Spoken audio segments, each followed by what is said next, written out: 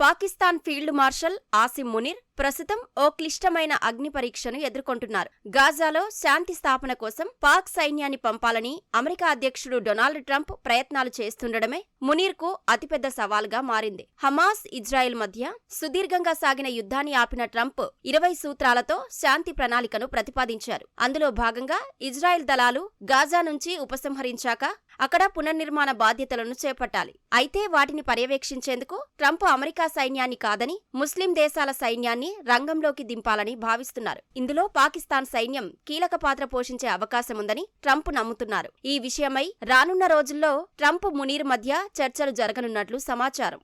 Gaza పునర్నిర్మాణంతో పాటు హమాస్ను నిరాయుధీకరించే బాధ్యత కూడా ముస్లిం దేశాల సైన్యంపై పడే అవకాశం ఉండడంతో ట్రంప్ ప్రతిపాదించిన శాంతి ప్రణాళికపై పలు దేశాల్లో భిన్నాభిప్రాయాలు వ్యక్తమవుతున్నాయి. ముఖ్యంగా ట్రంప్ ఆలోచనకు సహకరిస్తే సొంత ప్రజల నుంచి వ్యతిరేకత వస్తుందని ముస్లిం దేశాలు ఆందోళన చెందుతున్నాయి. పాకిస్తాన్ ఈ విషయంలో చాలా వరకు భయపడుతోంది. ఇజ్రాయిల్, అమెరికాకు మద్దతుగా పాక్ తన సైన్యాన్ని పంపితే దేశవ్యాప్తంగా తీవ్ర హింస చెలరేగే అవకాశముంది. ఇప్పటికే పాలస్తీనా మద్దతుదారులు పాక్లో హింసకు పాల్పడ్డారు. పదుల సంఖ్యలో మరణాలు సంభవించాయి. ఇప్పటికే పాకిస్తాన్లోని మతపరమైన సంస్థలు, పాలస్తీనా మద్దతుదారులు పాక్ సైన్యం గాజాకు వెళ్లడాన్ని వ్యతిరేకిస్తున్నారు. ఇది జరిగితే ఇజ్రాయెల్కు సహకరించినట్టే అవుతుందని వారు వాదిస్తున్నారు.